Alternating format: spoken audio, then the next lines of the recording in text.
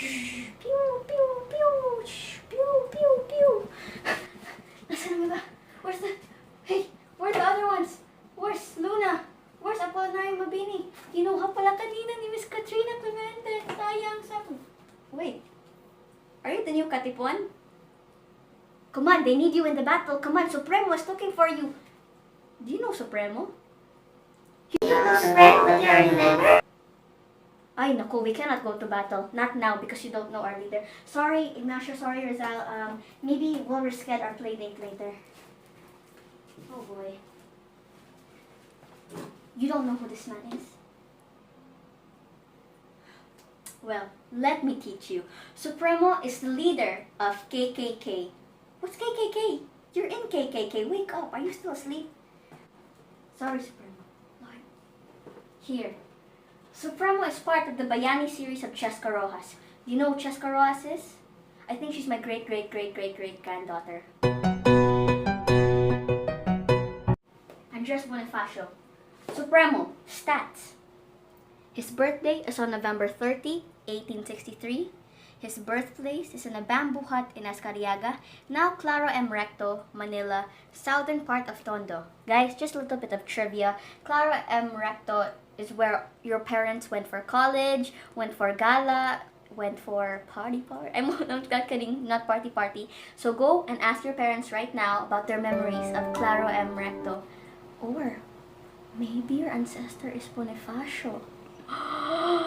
Okay, we won't talk about that. His parents are Santiago Bonifacio and Catalina de Castro, who was a mestiza. Siblings, Suriaco Procopio, Esperidona, Trodio, and Maxima. Whew, that's a long one. His wives are Monica, a certain Monica, because Monica died of leprosy within a year of marriage. Tragic, but we'll never know who this Monica is. Oh, she's a secret Monica. Shh, don't tell the Supremo. He's kind of sad about it. But his wife right now is Gregoria de Jesus, also the vice president of KKK, and his child is Andres de Jesus Bonifacio. Now, I'm not supposed to say this because Supremo was really sad about the death of his child, who died, weeks after birth. But he really loved his son, so don't tell him, please. His nicknames are Manang Andres, but this is strictly for his siblings. Or if you're Aguinaldo or a very close friend, but I'm only a Bayani, so I don't know. Supremo, the leader, and May Pag-asa. Wait, you're new here, right? If you're new to the Katipunan, every Katipunan member must have a code name. Supremo is May Pag-asa. My nickname is May Pagkain. How about you? Da-da-da-da-dee, it's the... Anyway, Supremo is an icon. I know he led the revolution, and I'm very proud to be part of the KKK. What's this? You can open it. That's a secret. Katipunan. Bonifacio's legacy. The meaning of Katipunan is kataas-taasan, kagalang-galangang nangatipunan ng mga anak ng bayan, aka most highest and venerable society of the sons of the people. Wait, it's July now, right?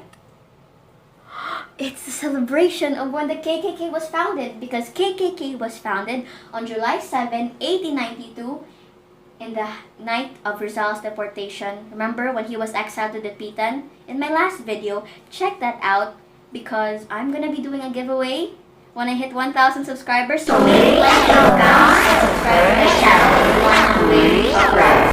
The prize is very nice. Yes. Anyways, back to our discussion. In the house of Diodata Arellano, brother-in-law of the legend Marcelo H. Del Pilar, like the author of, oh my god, like seriously, you forgot about him? He was in our last presentation. You're gonna watch this presentation without. Go watch the other one first.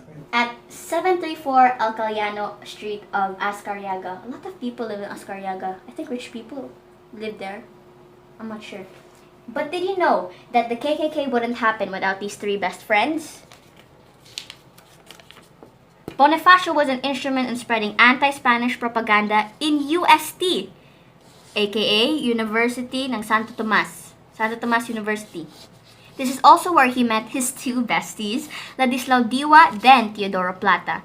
You know, Ladislao Diwa was a very good friend of Bonifacio, but how did they meet? They met like this. Bonifacio was going around selling paper fans when in fact he was helping the revolution by spreading anti-Spanish papers. So I'm like, hey, you wanna buy a fan? What do you mean fan? A fan. fan? Oh, the fan. So he would sell those papers. But by the time Ladislao Diwa got there, he would get mad at Bonifacio for not leaving him some, and that's when their friendship blossomed. And eventually, they met Teodora Plata, and that's when they started KKK, which you are a member in right now. So don't forget that. They are the three triumphates. Speaking of three, did you know that the word three has a lot to do with the making of KKK? Aside from the three members that founded it and the three KKKs, the KKK was actually modeled by triumvirates of the French Revolution, or the Black Mass, or La Misa Negra. Okay, but who is this? Cuerpo de Compromisarios. Oh my gosh, soldier, this is our enemy, okay? Anyone from Cuerpo de Compromisarios, our enemy. That's my opinion. That's not your opinion, but it's my opinion. You know why? Because efforts were made in 1893 to revive La Liga Filipina, the newspaper that was headed by Jose Rizal, yes, rest in peace. And he was under the leadership of Andres Bonifacio and Domingo Franco, as you can see here. But it didn't work out because most of the members of La Liga Filipina wanted to shell out money for the publications of different propaganda movements, which didn't work because Spanish people didn't want to read and they didn't want equality for Indios. And you know, there were generally a lot of people in the Katipunan who were just minimum wage workers, farmers, you know, taga-benta ng ratan, and they didn't want to shell out money when they could be helping out the country in a different way. So, when you say Cuerpo de Compromisarios, they're the rich ones. Next, Bonifacio the Hustler. Did you know that Bonifacio's parents died when he was 14? 14! So he was left to be the breadwinner of his family. Oh. You know that our Supremo had so much jobs? Yes, he was a warehouse keeper in a tile factory in Santa Mesa. He landed a job as a clerk messenger for Fleming and Company, promoted to sales agent and sold rattan, tar, etc. and real estate. Also worked as a warehouse at Fresel and Company. You know what else he did? Since Bonifacio was such a brilliant man with brilliant handwriting and a brilliant hand and a brilliant mind and everything brilliant, you know what he did? He wrote posters for little shops, which is why I made this handmade, specifically for you to learn. Come on, soldier. So that's it. But did you know that Bonifacio was also a great reader? Here are his literature choices. Please don't tell them. Here. No Limitangere and El Filibusterismo, of course. You could never go wrong with this pair.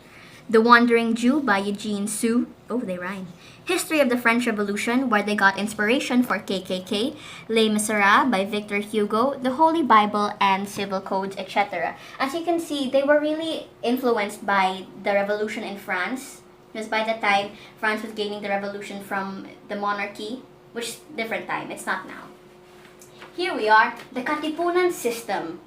This is your grading system. You are a first grade. You are a Katipon. You wear a black hood. Are you wearing a black hood, soldier? Good. ZLIB, Anak ng Bayan. This is what says on their hood. This is what says on your hood. Don't forget that.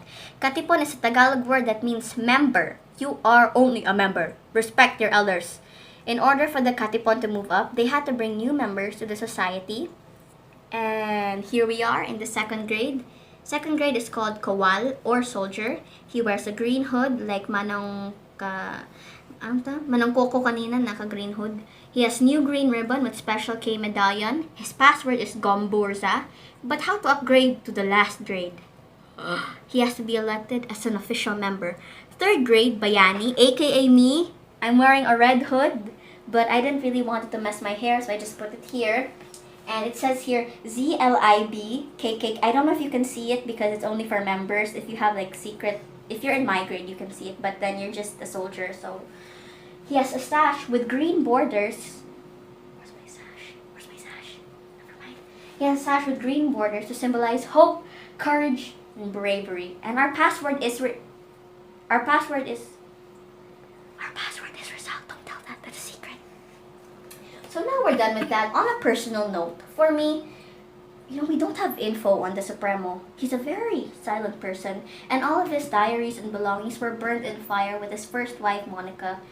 And that's all we know about him. He's a leader. So, what to do? We learn more about his leadership. Oh, right. Did I tell you that Bonifacio loved poetry?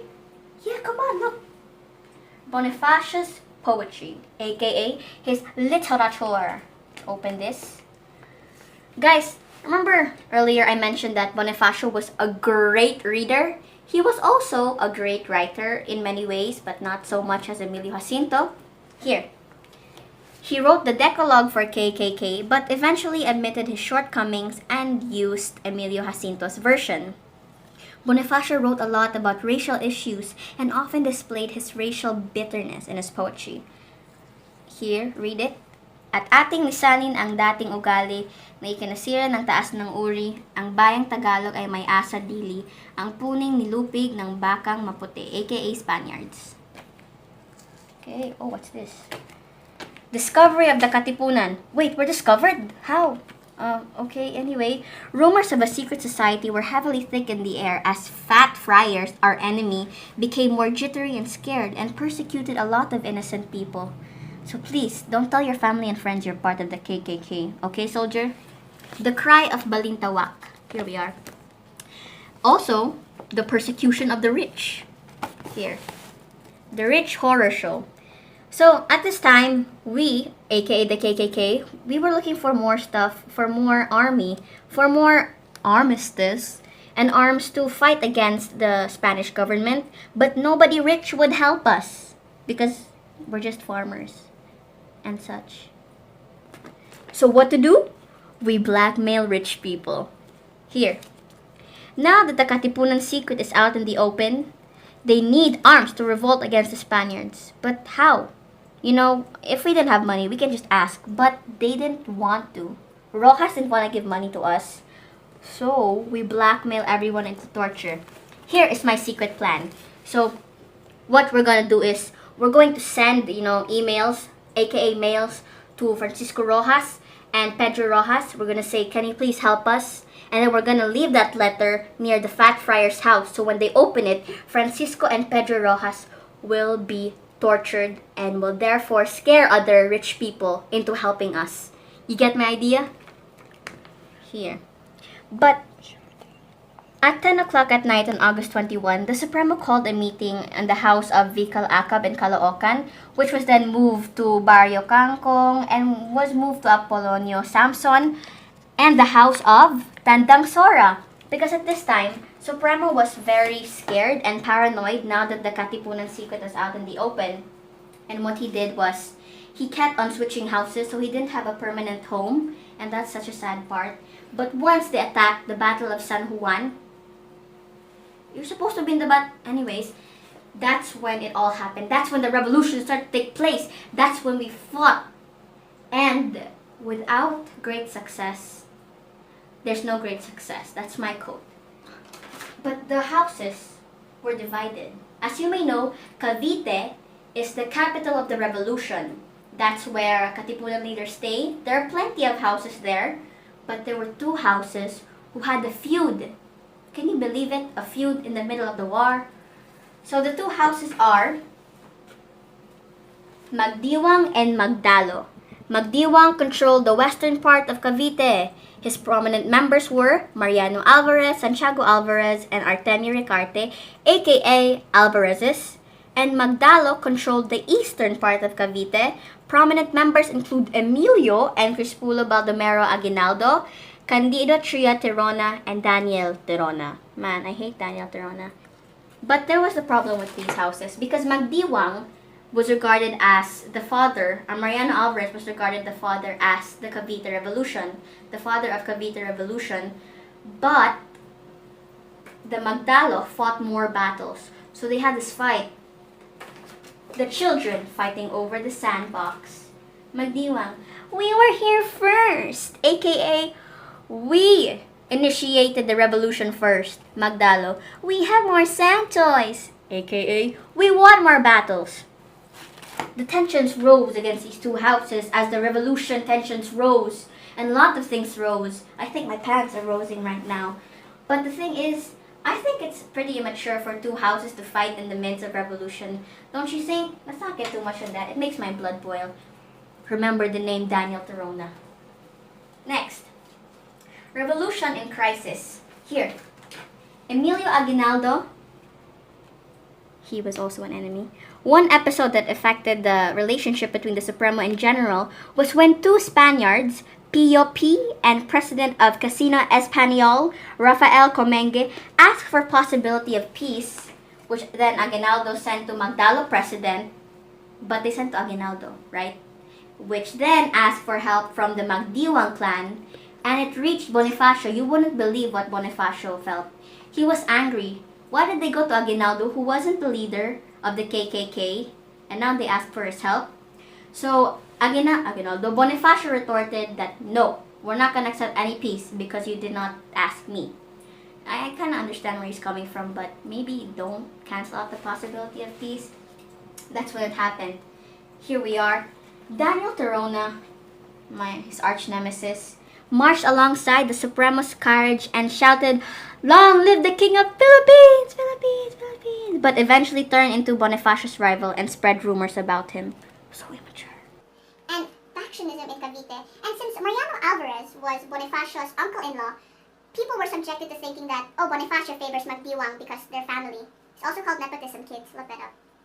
And that's why the Magdalo felt a little bit uneasy with Bonifacio, and that's why he wasn't considered a king as much as he was in other parts of the Philippines because of nepotism. Maybe, the Supremo wasn't aware that he was favoring the Magdiwang because they were his relatives. I guess we'll never know. The fall of Cavite. This is the Sad part. On February 1897, General Camilo de Poliaveja mounted a full-blast offensive against revolutionary forces throughout Luzon, targeting Cavite in particular. And if you remember, I said Cavite was the capital of the revolution. So it was really a blow to us. Not to me, I'm not a Caviteño, but fictionally, I'm a Caviteño. Due to the lack Of unity because of the two houses colliding, and even though the natives fought bravely, their little guns sounding as mice against the cannons. It was such an unfair fight, but they fought bravely. Cavite fell to capture and humanity paid a heavy price. A lot of Katipuneros saw their fellow Katipuneros being stabbed with bayonets, heads being cut off. It was so sad. Except for Imus General Poliaveja. He had such a hard time for Imus. That's why he resigned. Can you believe it? Imus. Next. Tempest in Tejeros. What's Tempest? Okay. Daniel Torona, the most annoying person in history, played hocus pocus with the Tejeros Convention, which is when they voted for a new government to govern over the people after the fall of Cavite. But he cheated and he publicly insulted Andres Bonifacio. He said, "My brethren, the office of Secretary of Interior is too important to entrust to someone who is not a lawyer." Bonifacio's not lawyer, he's uneducated, he should go, period. But, that was kind of weird. But Bonifacio stormed out and called the meeting null. Next. We're almost done. I hope you've been learning a lot. Factors that the Supremos contributed to the revolution. Everything. He contributed everything. Duh. Matters aside, Bonifacio contributed the value of brotherhood and unity. He set an example that anyone can be a leader. A lot of useful military tactics, I'm not gonna lie. The Decalogue! Of course the Decalogue! A society that valued loyalty, passion, brotherhood, and which in turn gave the same thing. He led the revolution, that's the biggest thing, and proved that Filipino spirit is stronger than oppression. That's the best thing he could ever give. And death in a hammock. Bonifacio died a humble death. The task of Supremo's execution fell on Mariano Noel on May 10, 1897. He was sent for Major Lazaro Macapagal and handed him a sealed envelope. Take the brothers to Mount Tala and open this envelope only when you arrive there. Read it aloud to the prisoners so they may know its contents. Follow my instructions to the letter. Now, this has a lot of theories, but I will just put them in the description below if you want to read them. But the most popular one was that Macapagal read it to the brothers, and he cried while reading it because the brothers were at his feet, they accepted their death, and without looking, he shot them, and therefore died in a hammock where he was put to rest. They then buried his body, a peaceful burial, a respectful one for such a great leader, which I appreciate Macapagal for doing. I got emotional. It didn't matter how he died, guys, but how he lived out his life, how he persuaded Filipinos to fight against oppression. That's what I think is the most important part of his life. He didn't care about titles. He only cared about freeing the Philippines. Sorry. Here are some quotes by a lot of people who respected him. A general from the Magdiwang clan said, "Thus ended the life of a man who, scorning dangers, established the KKK, the man who had taught the Filipino the true way to shake off the Spanish. We're done, guys. But wait a minute. Why was Bonifacio eliminated? Why was he killed?